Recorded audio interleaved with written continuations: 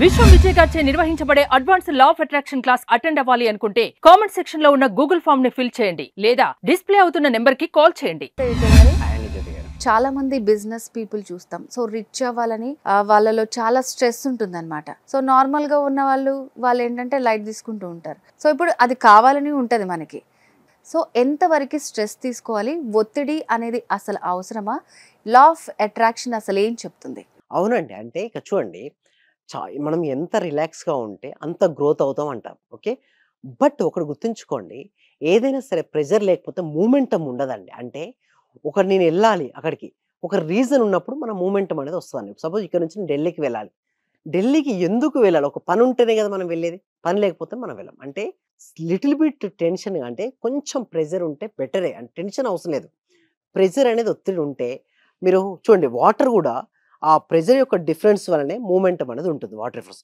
అందుకు ఇది ఒక బెలూన్ చూసినట్టయితే జ్యోతి గారు చూడండి, ఈ బెలూన్‌లో గనక మనం ఎయిర్ నింపితే ఇప్పుడు చూడండి, ఎలాంటి ఏమీ లేదు దీనికి. బట్ ఎప్పుడైతే దీనికి ఎయిర్ వస్తే దానికి ఒక షేప్ అనేది రావడం జరుగుతుంది చూడండి. ఒకవేళ గనక లోపల ఉన్న ప్రెషర్ ఎక్సీడ్ అయితే ఏమవుతది? బర్స్ట్ అయిపోద్ది. పేలిపోతుంది. అసలు లోపల ఏం ప్రెషర్ లేకపోతే చూడండి నార్మల్ స్థాయి. అంటే మనిషి కూడా ఇలాగండి. సింపుల్ అండి. బెలూన్ స్థాయి మనకి ఇది గనక అర్థమైంది అనుకోండి, మొత్తం లైఫ్ అర్థమైపోయినట్టే. ప్రెషర్ ఎక్కువైపోతే బర్స్ట్. బట్ ప్రెషర్ లేకపోతే మూమెంటే ఉండదు, షేప్ ఉండదు. అంటే అదేవిధంగా లైఫ్‌లో కూడా ఏదైనా సాధించాలి అంటే ఉండాలి. బట్ అది ఎక్సీడ్ అవ్వకూడదు. మరి ఎక్సీడ్ అవ్వకుండా ఉండాలంటే ఏం చేయాలి? మెడిటేషన్ చేయాలి. ఇప్పుడు మరి మనీ గురించి ఆలోచిస్తే మనం ఏం చేయాలి? మనీ మెడిటేషన్ చేయాలి. మరి మనీ మెడిటేషన్ అంటే ఏంటి? సో, చూడండి, దేనిపైనైతే మనం శ్రద్ధ నిలుపుతామో దాన్ని ధ్యానంగా చేస్తుంటాం. అంటే ప్రతి పని కూడా ధ్యానమే అండి. అంటే అందుకోసమే మన పెద్దవాళ్ళు ఏమంటారంటే పరధ్యానం చేయకూడదు అంటారు. అంటే ఏ పని చేసేటప్పుడు ఆ పని యందు శ్రద్ధ కాకుండా వేరే పని యందు ఆలోచిస్తే అది పరధ్యానం. ఏ పని చేసేటప్పుడు ఆ పని యందు శ్రద్ధను కలిగిస్తే అది కూడా ఒక ధ్యానమే. సో, ఇక్కడ కూడా మన దాంట్లో సక్సెస్ అవ్వాలి అంటే ధ్యానం చేయాలి. మరి దేనిపై ధ్యానం చేస్తే అదొస్తది. సో, దేనిపై ధ్యాస పెడితే అదొస్తది కాబట్టి, మనం దేనిపై ధ్యాస పెట్టాలి ఇక్కడ మనం సబ్జెక్ట్‌లో ఇక ప్రకారం చూస్తే మనీ గదా! మనీపై ధ్యానం చేయాలి. మరి మనీ ధ్యానం మెడిటేషన్ ఎలా చేయాలి?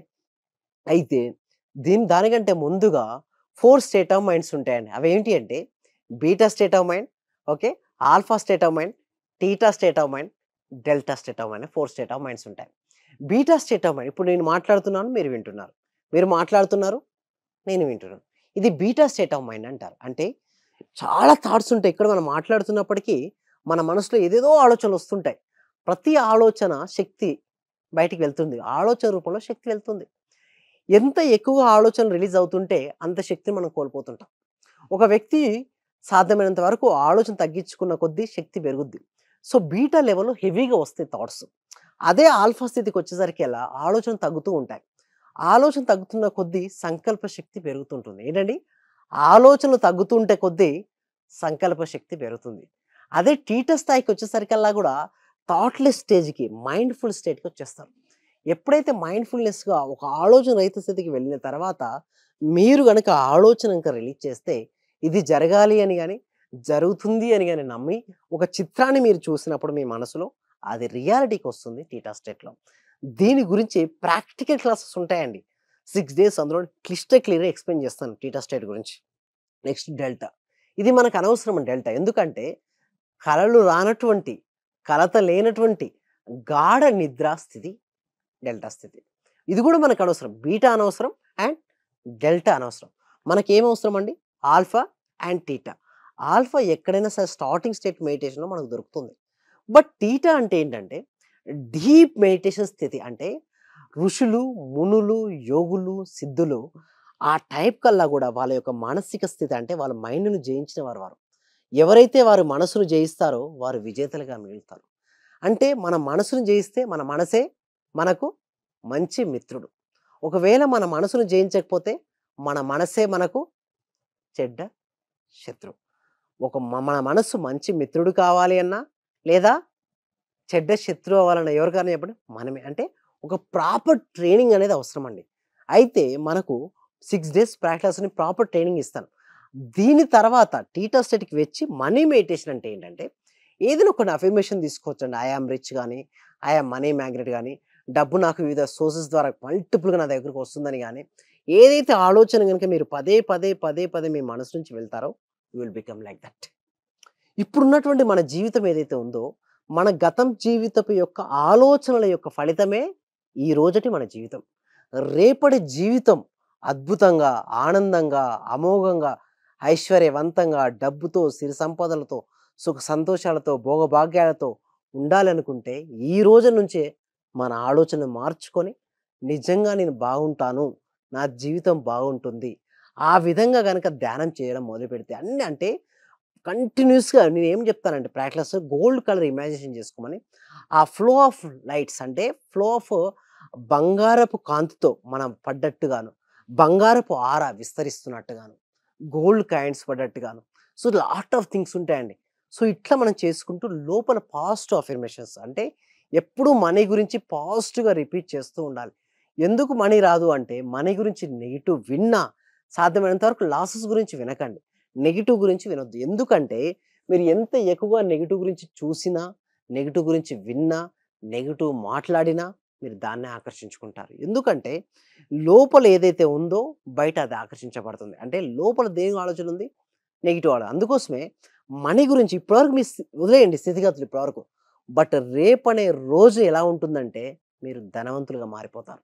మారాలి అంటే ఆలోచన విధానం మారాలి. అయితే దీని గురించి వెస్టర్న్ కంట్రీస్‌లో చాలా చాలా రిసర్చ్ జరిగిందండి జ్యోతి గారు. జరిగిన తర్వాత వాళ్ళు ప్రూవ్ చేసింది ఏంటంటే, ఎవరైతే ధనం వైపుకు పాజిటివ్ యాటిట్యూడ్‌తో ఉన్నారో వాళ్ళని ఆకర్షించబడ్డారు. ఎవరైతే మనీ తక్కువ చేసినా, దానిపై శ్రద్ధ లేదనుకోండి, మనీ రాలేదు. అంటే ఇక్కడ చూస్తే శ్రద్ధవాన్ లభతే జ్ఞానం, శ్రద్ధవాన్ లభతే ధనం. శ్రద్ధ ఉంటేనే జ్ఞానం, శ్రద్ధ ఉంటేనే ధనం.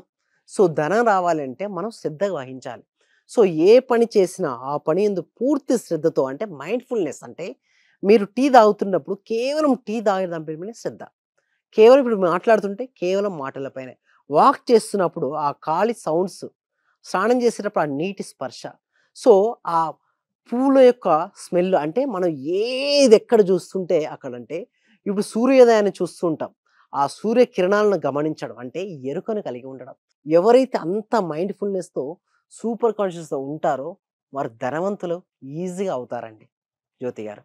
ఓకే అండి విజయ్ గారు. సో స్ట్రెస్ మనం ఎంతవరకు తీసుకోవాలి, అది మనకి ఎలా ఉపయోగపడుతుందని దాని గురించి చాలా బాగా తెలియజేశారండి. Thank you so much. Thank you so much అండి. సర్వే జనా సుఖినో భవంతు. సమస్త లోకా సుఖినో భవంతు. నా రిజల్ట్స్ చాలా ఉన్నాయి సార్. Thank you sir. నాకు ఫస్ట్ ఆఫ్ ఆల్ నేను నమ్మలేదు మా సుధారాణి గారు చేస్తున్నప్పుడు. ఒక రోజు పౌర్ణమి రోజు చేపించారు నా చేత. నాకు ఆటోమేటిక్ గా నాకు ఇంట్రెస్ట్ వచ్చింది. ఫస్ట్ మా హస్బెండ్ నన్ను ఇంట్లో గొడవ చేస్తూ ఉండేవాళ్ళు ఆఫీస్ నుంచి ఇంటికి వచ్చే లోపల. ఫస్ట్ తన మీద అనుకున్నాను. ఈ రోజు ఆఫీస్ నుంచి వచ్చి ఎంత రిస్క్ లో ఉన్నా సరే నవ్వుతూ స్మైలీతో నాతో స్పెండ్ చేస్తున్నారు. నేను మీకు పరిచయం అయిన దగ్గర నుంచి నేను డైలీ మార్నింగ్ క్లాస్ వింటూ ఉంటాను సార్. అంటే మాకు హోమ్ మేకర్ కదా, కుకింగ్ పని ఉండటం వల్ల నేను ఏదో ఒక టైం అంటే నైట్ కంపల్సరీ చేసుకొని కొనుక్కుంటాను సార్. అట్లా టైంలో నేను నా గోల్డ్ అనేది బ్యాంక్ లో ఉంటే ఆ గోల్డ్ బయటకు వచ్చింది సార్. వచ్చింది, హ్యాపీగా ఉంది సార్. నా కారు ఫైనాన్స్ లో ఉంటే అది గొడవలు అయ్యి ఇష్యూ లాక్కెళ్లారు. అది మళ్ళీ తిరిగి వాళ్ళే తీసుకొచ్చి నాకు ఇచ్చేళ్ళారు సార్ నా కారు. చాలా హ్యాపీగా ఉంది సార్.